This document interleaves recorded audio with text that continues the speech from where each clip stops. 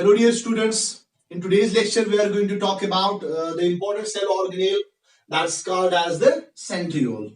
Not only we'll be talking about the centriole but we'll be giving a little introduction about the basal body.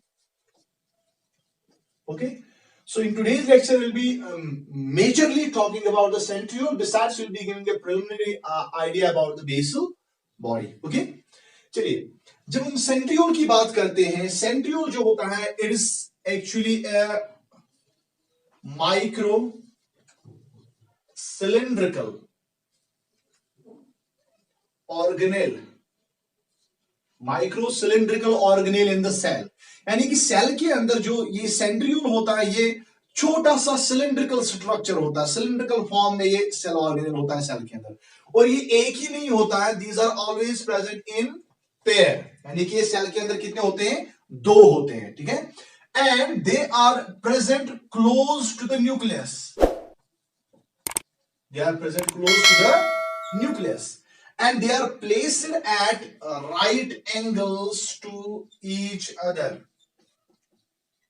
मान लीजिए if you have got a cell, if you have got a cell, this is the nucleus of the cell. अब ये centrioles कहां पे होते हैं, ये centrioles यहां पे होते हैं, यहां पे यहाँ पे एक सेंट्रियोल होता है, यहाँ पे एक सेंट्रियोल होता है, ठीक है ना, और ये क्या होते हैं, micro cylindrical structures, micro cylindrical organelles होते हैं. अब चूंकि हर सेल में ये सेंट्रियोल्स दो होते हैं, तो दो सेंट्रियोल्स को हम बोलते हैं डिप्लोसोम.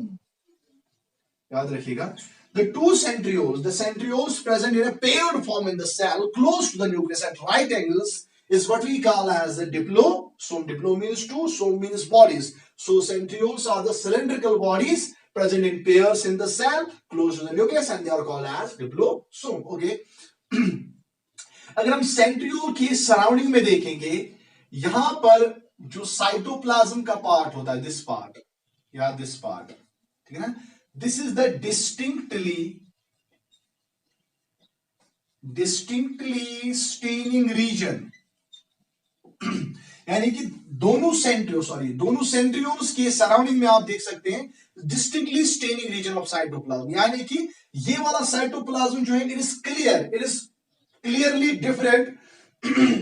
Different from the other part of the cytoplasm, ठीक है ना, यानी कि यहां पर जो ये साइटोप्लाज्म का पार्ट होता है थोड़ा सा स्टेन कम पकड़ता है, ठीक है ना, ये लेस स्टेन पकड़ता है, ठीक है, और ये जो ये सेंट्रियोल के सराउंडिंग में ये लेस स्टेनिंग वाला साइटोप्लाज्म है, दिस इज कॉल्ड सेंट्रोस्फीयर.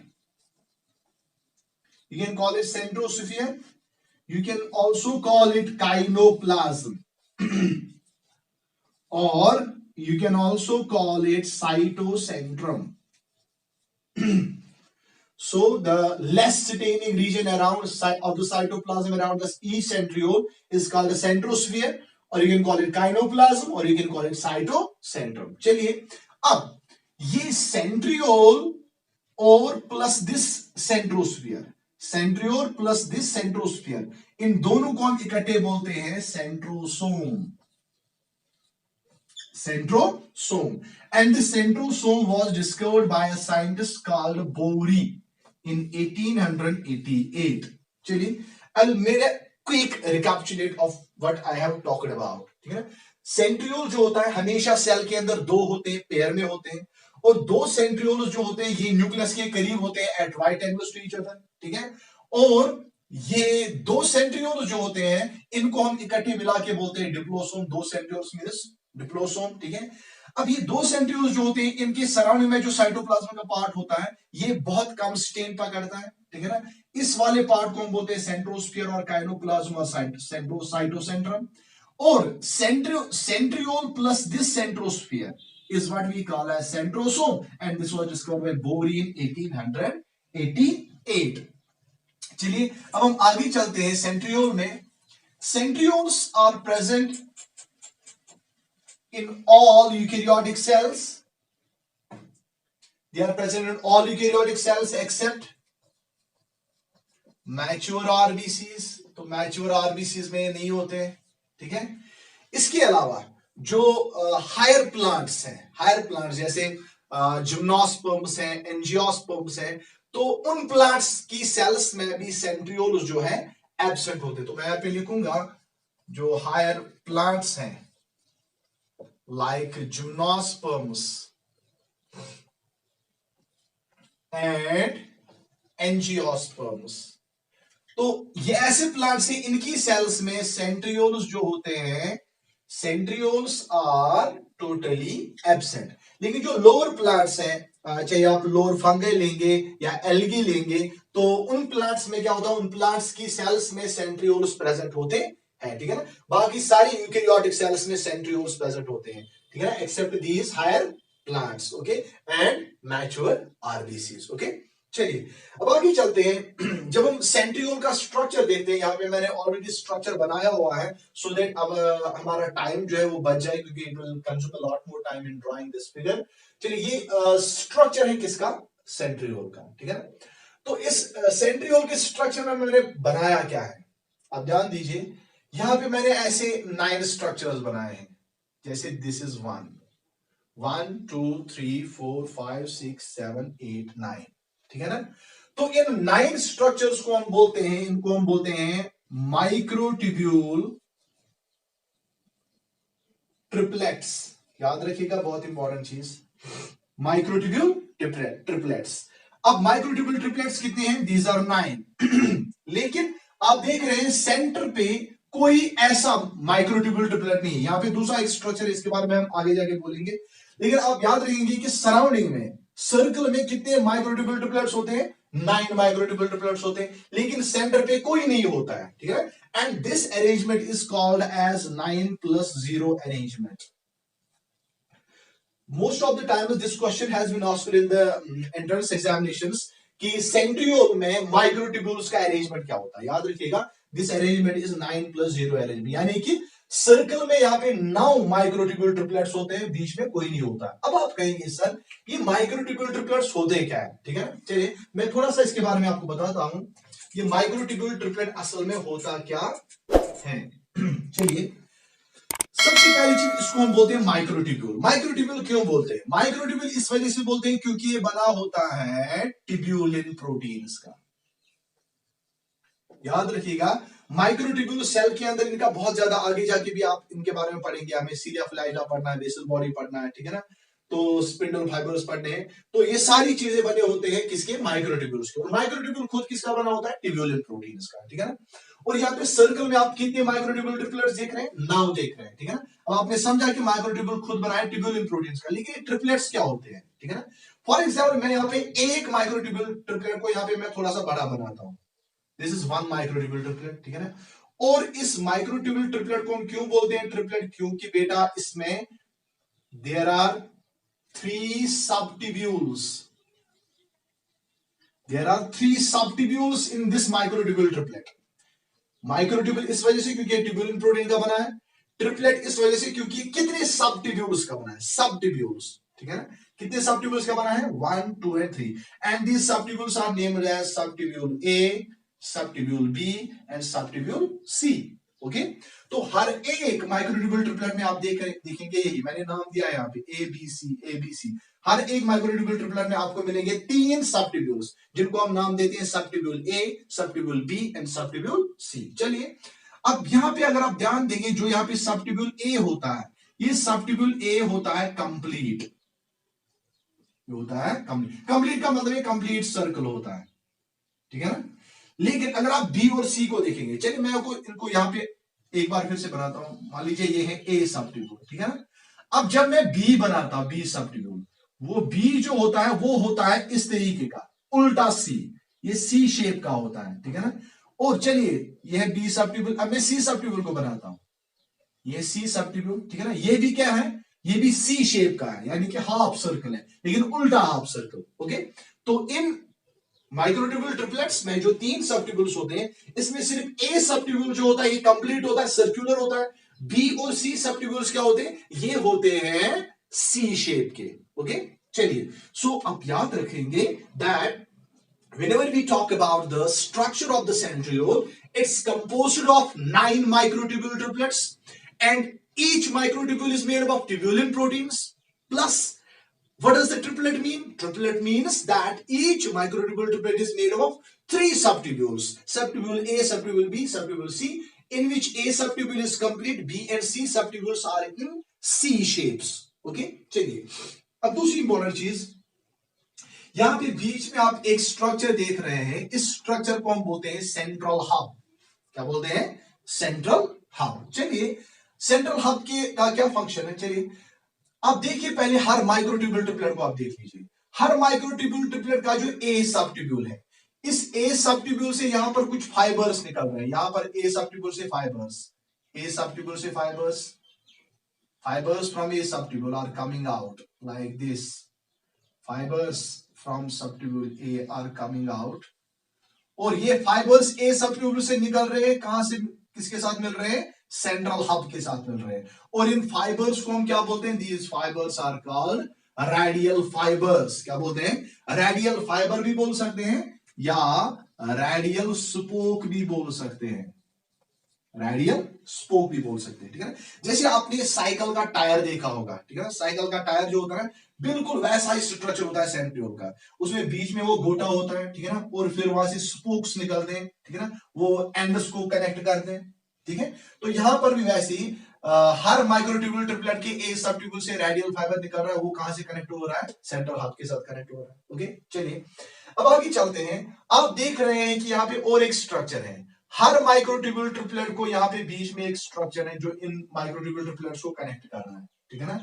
तो इस स्ट्रक्चर को हम क्या बोलते हैं? इस स्ट्रक्चर को हम बोलते हैं एसी लिंकर। क्या बोलते हैं? AC linker. एसी लिंकर क्यों बोलते हैं? क्योंकि ये प्रोटीन का बना होता है ये स्ट्रक्चर, और ये एसी लिंकर इस माइक्रोट्यूब्यूल ट्रिपलेट की ए सबट्यूब्यूल को इस माइक्रोट्यूब्यूल ट्रिपलेट के सी सबट्यूब्यूल के साथ कनेक्ट करता है। हालांकि यहाँ पे मैंने नहीं दिखाया है ए और सी के दरमियान कनेक्शन, यहाँ पे सिर्फ मैंने बीच में दिखाया है। Otherwise this AC linker is the connection between the A subtubule of this microtubule triplet with C subtubule of this microtubule triplet, इस वजह से इसको हम बोलते हैं AC लिंकर। समझ आ रही है बात? चलिए अब और एक स्ट्रक्चर इसके अलावा आप देख रहे हैं, जो हर एक जो 9 माइक्रोट्यूब्यूल ट्रिपलेट्स हैं, 9 माइक्रोट्यूब्यूल ट्रिपलेट्स को, हर माइक्रोट्यूब्यूल ट्रिपलेट को आप बाहर से देख रहे हैं एक ऐसा स्ट्रक्चर, दिस स्ट्रक्चर,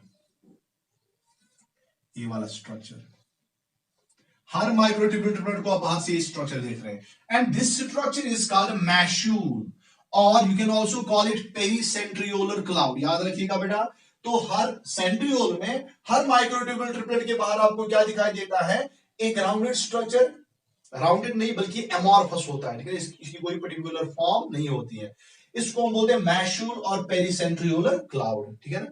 और ये क्या काम करता है? याद रखिएगा, it helps in the formation of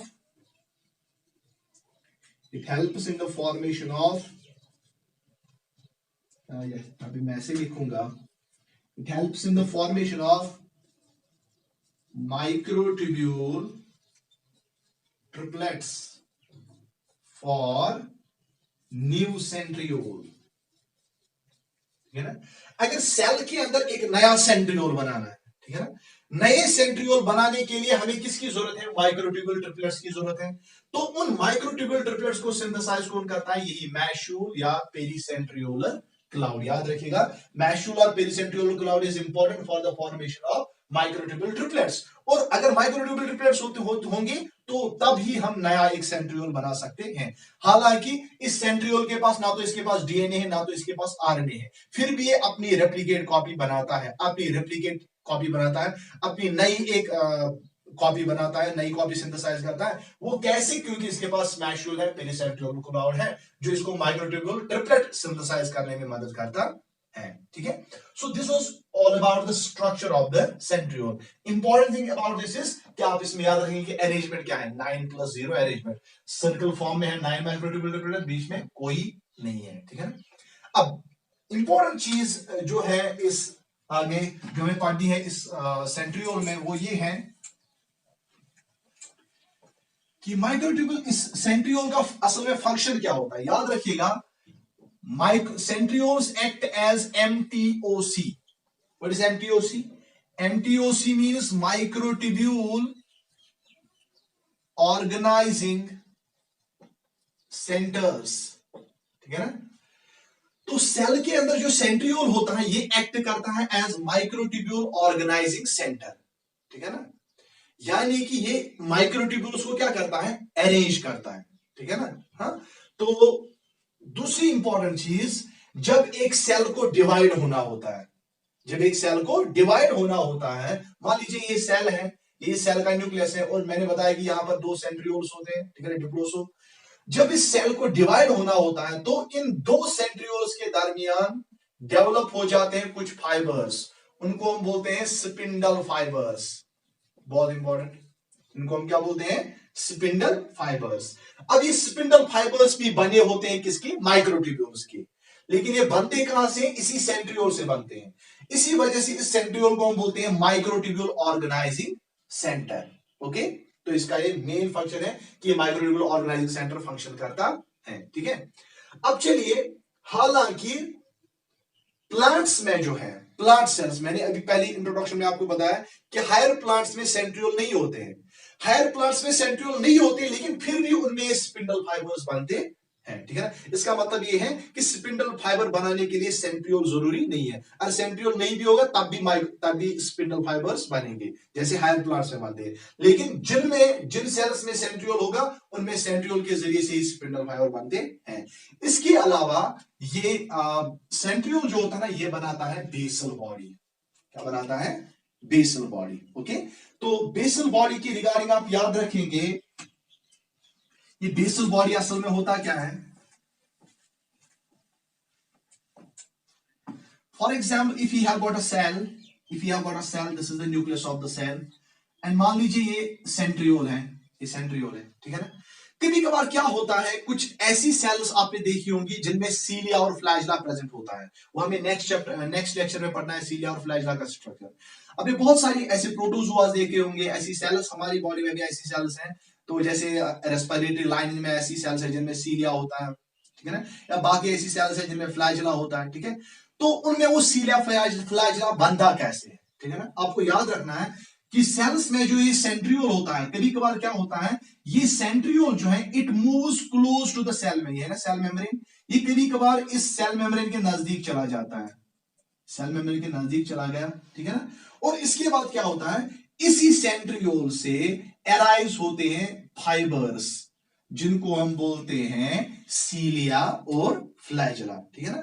तो इसका मतलब ये है, बेसल बॉडी कुछ नहीं है, बेसल बॉडी क्या है, बेसल बॉडी सेंट्रियोल ही है। लेकिन कभी कभार क्या होता है, सेंट्रियोल जो होता है ये मूव करता है टुवर्ड्स द प्लाज्मा मेम्ब्रेन, और फिर इससे अराइज होते हैं फाइबर्स, और उसको हम बोलते हैं सीलिया और फ्लैजिला। इसका मतलब ये हुआ कि सेंट्रियोल बनाता है बेसल बॉडी, और बेसल बॉडी बनाता है सीलिया और फ्लैजिला। तो ये चीज आपको याद रखनी है, जब हम नेक्स्ट चैप्टर में, नेक्स्ट लेक्चर में सीलिया और फ्लैजिला के बारे में पढ़ेंगे, तो उस टाइम आपको ध्यान देना है कि सीलिया और फ्लैजिला बनाने के लिए बेसल बॉडी जरूरी है, और बेसल बॉडी बनाने के लिए सेंट्रियोल जरूरी है। और सेंट्रियोल और बेसल बॉडी का स्ट्रक्चर बिल्कुल एक जैसा होता है, ठीक है ना। मान लीजिए ये सेंट्रियोल है, सेंट्रियोल चला गया प्लाज्मा मेम्ब्रेन के नजदीक, यहां से सीलिया फ्लैजिला अराइज हो गया। अब सीलिया फ्लैजिला काट दो, फिर भी वापस बचा क्या, बेसल बॉडी, और बेसल बॉडी क्या है, बेसल बॉडी सेंट्रियोल है, ठीक है ना। In the next lecture will be talking about the cilia and flagella, but for that you have to remember that cilia and flagella arise from basal body, and basal body arises from the same centriole, ठीक है ना। And we'll be meeting in the next lecture with the new topic, that is cilia and flagella. Till then, thank you very much.